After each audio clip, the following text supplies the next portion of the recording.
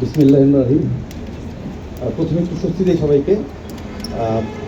ইফতার জামাত একটু দেরিতে শুরু হবে। আমাদের নিজেদের মসজিদ আছে, অনেকেই আপনারা ওয়ারিড আছেন যে জামাত ছুটে যাবে, এই একটা ভীতি কাজ করছে। আপনারা রিল্যাক্সে বসতে পারেন। এসপি গাজীপুর যেটা বলেছে যে 2:30 থেকে 2টা এই সময়ের মধ্যে আমরা জামাত শুরু করি। আজকের এই সমন্বয় সভার সম্মানিত সভাপতি, মঞ্চে উপবিষ্ট পরিবহন সেক্টরের নেতৃবৃন্দ, উপবিষ্ট কমিউনিটি পুলিশের নেতৃবৃন্দ, আমার সহকর্মীবৃন্দ এবং অফিসার ইনচার্জবৃন্দ এবং প্রিন্ট ও ইলেকট্রনিক মিডিয়ার বন্ধুগণ, আসসালামু আলাইকুম। আমার আগে অনেকেই বলে গেলেন যে এই ধরনের সভা আসলে প্রত্যেক বছরই হয়। রোজা ঈদ, আবার অথবা কোরবানি ঈদ, অথবা বড় বড় যখন কোনো ন্যাশনাল ইভেন্ট থাকে সেইটাকে কেন্দ্র করে প্রায় সময় হাইওয়ে পুলিশ এবং আপনারা যারা নেতৃবৃন্দ আছেন পরিবহন প্লাস কমিউনিটি পুলিশের তারা একসাথে বসে থাকেন। আজকের এই সভাটা আসলে কিছুটা ভিন্ন। আমরা সবাই জানি যে 5ই অগাস্ট ছাত্র জনতার যে গণঅভ্যুত্থান এবং এই গণঅভ্যুত্থানের যে পরের যে পরিস্থিতি, সেই পরিস্থিতির ভিতর দিয়ে বাংলাদেশ এখন যাচ্ছে ইন্টারিম গভর্নমেন্ট, এবং এই সময়ে আইন শৃঙ্খলার পরিস্থিতি খুব ভালো আছে এটা বোধহয় বলা যাবে না। আপনারা জানেন 5ই অগস্টের পরে পুলিশের সাথে জনগণের কিন্তু একটা দূরত্ব সৃষ্টি হয়েছিল। 5-7 দিন পুলিশ মাঠে ছিল না, যার ফলে কি হলো, ব্যাপকভাবে ডাকাতি শুরু হলো, ছিনতাই শুরু হলো, দিনে দুপুরে গণহারে ডাকাতি হওয়া শুরু করলো ঢাকা শহরে।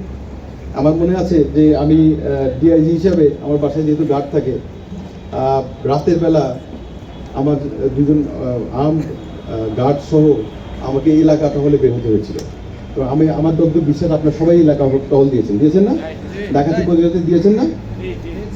এবং আমার মনে আছে যে ওই সময় আমার বাসাটা হয়তো সিকিউর থাকতে পারতো, কেননা যেহেতু আমার ওখানে আমার পুলিশ ফোর্স থাকে, কিন্তু আমি একা যদি আমার বাসায় কি নিরাপদ বোধ করতে পারি, যদি আমার কমিউনিটি নিরাপদ না হয়? নিশ্চয়ই না। আপনার যদি এলাকা নিরাপদ না হয়, আপনার যদি সমাজ নিরাপদ না হয়, আপনি কি নিরাপদ? নিশ্চয়ই না। আপনার যত বড়ই শক্তিশালী হন না কেন, বা যতই আপনি অস্ত্র বা এরকম আর্ম ফোর্সেস আপনার সাথে থাকুক না কেন, আপনি কিন্তু নিরাপদ বোধ করবেন না। আমরা কিন্তু ব্যাপক একটা নিরাপত্তাহীনতার মধ্যে দিয়ে ওই সময় গিয়েছি। পরে পুলিশ আবার যখন কাজ করা শুরু করলো, কী কারণে এই গ্যাপটা তৈরি হয়েছে আমরা সবাই জানি। সেই ব্যাখ্যায় আমি যাব না, বাট এই সুযোগটা নিয়েছে কারা? সন্ত্রাসীরা। এই সুযোগটা নিয়েছে কারা? যারা অপরাধী তারা। এই পুলিশ এবং জনগণের মধ্যে যদি দূরত্ব সৃষ্টি হয়, অপরাধীরা কিন্তু সবসময় সুযোগ নেয়। এটা কি আপনারা স্বীকার করেন? কমিটি পুলিশের একটা অন্যতম উপজীব্য কি, মূল বক্তব্য কি? জনতাই পুলিশ, পুলিশই জনতা। আমি যখন এসে ঢুকেছিলাম তখন অনেকেই বলেছিলাম, আস্তে আস্তে বলছিলাম যে আমি খালি পোশাক পরি, আপনারা পোশাক পরেন না, এই তো পার্থক্য। আর হয়তো আমার কাছে অস্ত্র একটা থাকে, অস্ত্র থাকে কার জন্য? আপনাদেরকে নিরাপত্তা দেওয়ার জন্যই তো।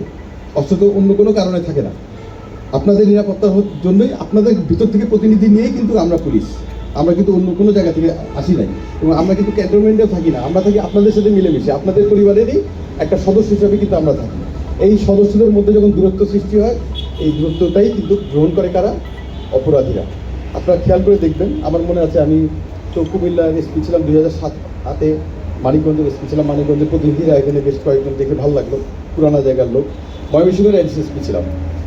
এই জায়গাগুলো কাজ করার ফলে একটা যেটা অভিজ্ঞতা হয়েছে সেটা হলো যে হাইওয়ে সম্পর্কে কিন্তু একটা মোটামুটি একটা ধারণা তখন থেকেই আছে। এবং হাইওয়ের যে অভিজ্ঞতা, সেই অভিজ্ঞতা 2007-8 সালের কথা যদি বলি, অভিজ্ঞতা কিন্তু মোটেও সুমধুর না। রোড ডাকাতি ছিল একটা কমন ফেনোমেনা। এবং আমার মনে আছে যে এসপি হিসাবে রাতের বেলা, বা এসপি হিসাবে রাতের বেলা যখন এই যে কী বলে ময়মনসিংহ হাইওয়ে বা আমার ঢাকা কুমিল্লা হাইওয়ে বা মানিকগঞ্জে হাইওয়েতে যখন রাতে বেরোতাম, প্রায় সময় আমার সাথে যে প্রোটেকশন থাকতো তাদেরকে নামিয়ে গাছের গুড়ি সরাতে হতো, গাছের গুড়ি ফেলে গণহারে ডাকাতি হতো। মনে হয় বলার কেউ নেই, ধরার কেউ নেই, রাত 2টা-3টার সময়। মজার বিষয় যেটা, সে এবং অবশ্যই একটা সান্ত্বনার যে বিষয়, সেটা হলো যে কমিউনিটি আমাদের যখন হাইওয়ে পুলিশ হলো 2005 সালে, তারপর থেকে কিন্তু আস্তে আস্তে রাস্তায় যে ডাকাতি, এই ডাকাতি প্রবণতা কিন্তু কমে এসছে। তার মানে কিন্তু এই না যে ডাকাতরা সব তবা করে সবাই ডাকাতি কাজ ছেড়ে দিয়েছে, বিষয়টা কি সেরকম না। আপনারা এবং আমরা, অর্থাৎ আপনারা যারা আমাদের নেতৃবৃন্দ যারা আছেন এবং পুলিশ, আমরা মিলিতভাবেই কিন্তু ডাকাতিটাকে এবং রোড যে ধরনের বড় ধরনের ক্রাইম যেগুলো, সেগুলোকে কিন্তু একেবারে প্রায় শূন্যের কোটায় আমরা নিয়ে এসেছিলাম। মজার যেটা বিষয় সেটা হলো এই যে বললাম পুলিশ এবং জনগণের যে দূরত্ব, এই দূরত্ব কিন্তু এখনো পুরোপুরি কাটে নাই, যার ফলশ্রুতিতে আবার কিন্তু সেই যে আমরা জাদুঘরে পাঠিয়ে দেওয়ার মতো যে বিষয়টা ছিল রোড ডাকাতি, সেটা কিন্তু আবার ব্যাক করে আসা শুরু হয়েছে। গত কিছুদিনে কিন্তু আপনারা অনেকগুলো ঘটনার কথা শুনেছেন না? এবং অনেকে বলছে যে হয়তো আতঙ্ক তৈরির চেষ্টা এটা হতে পারে, হয়তো এটা পার্ট অফ কনস্পিরেসি, ষড়যন্ত্রের একটা অংশ হতে পারে, যে মানুষকে আতঙ্কিত করা হতে পারে। কোনো কিছুই কিন্তু ফেলে দেওয়ার মতো না, কোনো কিছুই কিন্তু অবাস্তব না।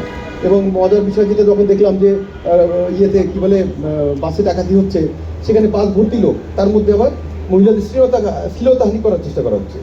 মানে হিসাবে কেন জানি মিলে না, দুই কেন যেন 4 হয় না। কারণ এইসব ঘটনায় মৃত্যু হয়, এইসব ঘটনায় দেখা যায় ডাকাতরা স্ট্যাপ করে বা মেরে ফেলার চেষ্টা করে, অনেক সময় হত্যা করে, সেগুলো হয়। কিন্তু শ্লীলতাহানির মতো ঘটনা এগুলো কিন্তু এই যে ভরা গাড়িতে এটা কিন্তু হয় না। শ্লীলতাহানির মতো ঘটনা কখন হয়? যে একটা বাস যাচ্ছে, বাসে কোনো যাত্রী নাই, একজন গার্মেন্টস কর্মী নিরিবিলি, তখন কিন্তু তো এই যে বিষয়গুলো আবার তার 1 দিন পরে দেখলাম যে স্টুডেন্ট ভর্তি বাস তারা এক্সকারশনে যাচ্ছিল, সেই বাসে আবার ডাকাতি হলো। তার আবার কয়েকদিন পর দেখলাম গণহারে রাস্তার মধ্যে গুড়ি ফেলে গণহারে আবার ডাকাতি। এই যে বিষয়গুলো, এগুলো কিন্তু একটা সিগনিফিক্যান্ট একটা বিষয় আছে এগুলোর পিছনে। এগুলো কিন্তু সিম্পল ডাকাতি না, এর পেছনে কিন্তু আমরা যদি একটু গভীরভাবে চিন্তা করি, বুঝতে হবে যে আমাদের এই দূরত্বের জনগণ এবং পুলিশ এদের দূরত্বের সুযোগ নিচ্ছে কিন্তু কেউ, সেটা অপরাধী হতে পারে বা অন্য যে কেউ হতে পারে। আমরা কি সেই সুযোগটা দেব? আমরা যদি সকলে সম্মিলিতভাবে চেষ্টা করি, দেখবেন সেই সুযোগটা তারা কিন্তু পাবে না। এবং সেইটার জন্যই আজকের এই সভা। এটা মূলত কিন্তু যানজট কেন্দ্রিক না। অনেকের হয়তো ধারণা যানজটকে নিয়ে হয়তো আমরা বসেছি, বাট আমার কাছে মনে হয়েছে যে যানজটের চেয়েও এখন যেটা বেশি গুরুত্বপূর্ণ সেটা হলো রাস্তার নিরাপত্তা।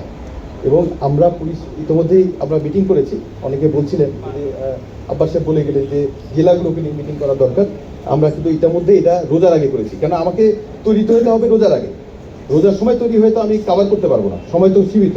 আমরা রোজার আগে ইন্ডাস্ট্রিয়াল পুলিশ প্লাস আমার এই যে নর্থ ডিভিশনের ইন্ডাস্ট্রিয়াল পুলিশ এবং আমার যতগুলো জেলা আছে সেই জেলাগুলোর হাইওয়ে সংশ্লিষ্ট যে জেলা, সেই জেলাগুলোর যারা হাইওয়ের দায়িত্বে আছেন এসএসপি, এসপি, তাদেরকে নিয়ে ঢাকা রেঞ্জ, তাদেরকে নিয়ে কিন্তু আমাদের হাইওয়ে পুলিশ হেডকোয়ার্টার্স আমরা মিটিং করেছি। এবং মিটিং করে ওই যে বললো না একজন যে 47 কিলোমিটার আমার রাস্তা, গাড়ি হলো একটা, লোক হলো 30 জন, এটা কি সম্ভব? আপনারা বলেন তো দেখি।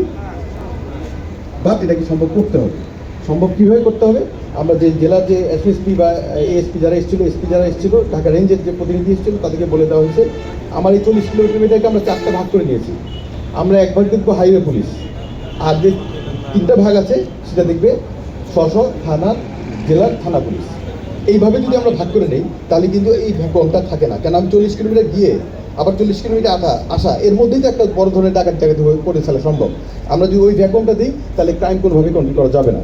এইভাবে আমরা অলরেডি কোঅর্ডিনেশন করে নিয়েছি এবং আমাদের ইন্ডাস্ট্রিয়াল পুলিশের পক্ষ থেকে অ্যাকশন ডিআইজি আসছিল, আমরা কোঅর্ডিনেশন করে নিয়েছি যাতে ইন্ডাস্ট্রিয়াল পুলিশের এরকম যদি কোনো ফ্যাক্টর থাকে যাতে আমাদেরকে ওয়েল অ্যাহেড জানানো হয় এবং আমরা যাতে দ্রুততম সময় কোনো ঘটনা ঘটার আগেই বা রাস্তা অবরোধ হওয়ার আগেই আমরা যাতে সেটার ব্যবস্থা নিতে পারি। আর মুশকিল হয়ে গেছে যে কোথায় কোথায় রাস্তা অবরোধ হয়, এটা হলো আরেকটা জানি না, এটা ইদানিং দেখছি। যেমন আমার টিচার পছন্দ হচ্ছে না, আমি রাস্তা অবরোধ করে দিলাম, আবার সেই টিচারকে আমরা বিতাড়িত করেছি, তাকে আবার ফিরে আনতে হবে। মানে আমি তো ওখানে বসে শুনি, তো তাই দেখি যে মানে হাইওয়েটা বোধহয় সকল দাবি আদায়ের একটা জায়গা হয়ে গেছে, যার ফলে আমাদের কিন্তু অনেক ক্ষেত্রে অনেক মুশকিল হয়ে যায়।